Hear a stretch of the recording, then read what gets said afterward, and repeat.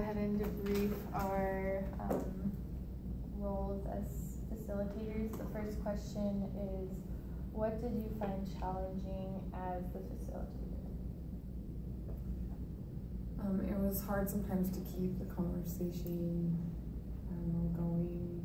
Sometimes, I don't know, it was hard to think, what should we go to next? And sometimes when the person who was asking wasn't so cooperative, when they would say something, it'd just be kind of hard to smooth over.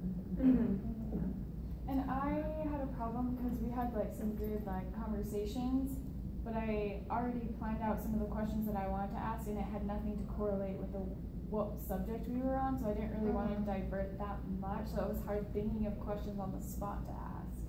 I also thought it was really hard dealing with the person that was not accepting the help and just kind of had a bad attitude, because it's like, what can you say?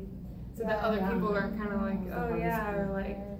It was hard replying, and I thought, like, what would I actually do if this were a real group and somebody was being so negative? It's because you can't be like, oh, you're wrong, you know? Yeah, so you kind of either like just dismiss it or like, oh, you can try this, but they're still kind of like, psh. Yeah. So that was hard. That was kind of cool to get like a different idea of what you could think about how to deal with people like that. So it was cool having the different. Yeah, because that will be in groups that we're in the future. That will happen.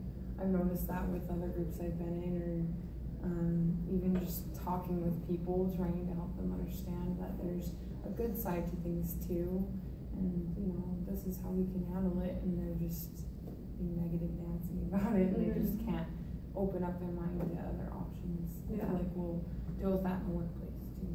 I think another challenging thing as a facilitator for me was like, I think like one or two of my questions, maybe like, if people don't know the answer to them, they're too like, not common knowledge, then you can't really have a discussion on it. That's very true. So very true. That's something that we want to think about. Yeah, and sometimes it's in the how we phrase the question too. I feel like if we phrase it a certain way, sometimes we're like, can you ask that again? I don't know what you mean.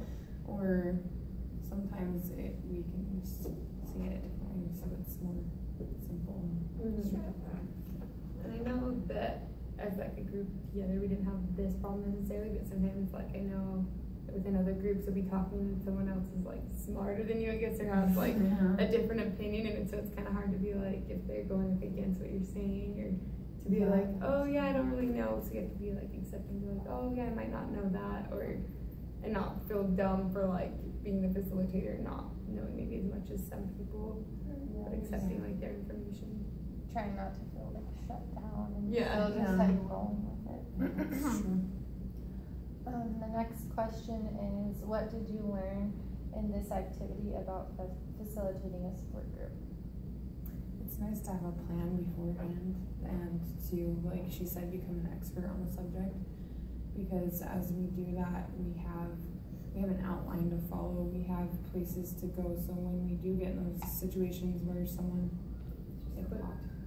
Did you hear that?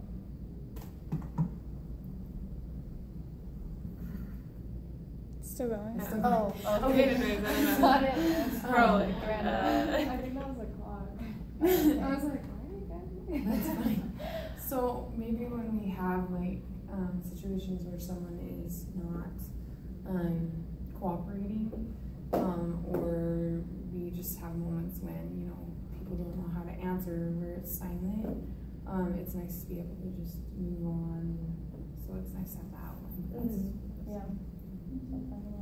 I agree with that. Like I think when you're going to facilitate a group, you should have a lot of questions planned out in case some of them don't really generate a lot of conversation, because some of them won't.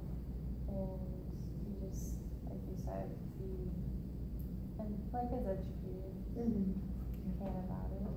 I feel like another good thing to do as a facilitator as well is, like, it's okay to divert from your outline.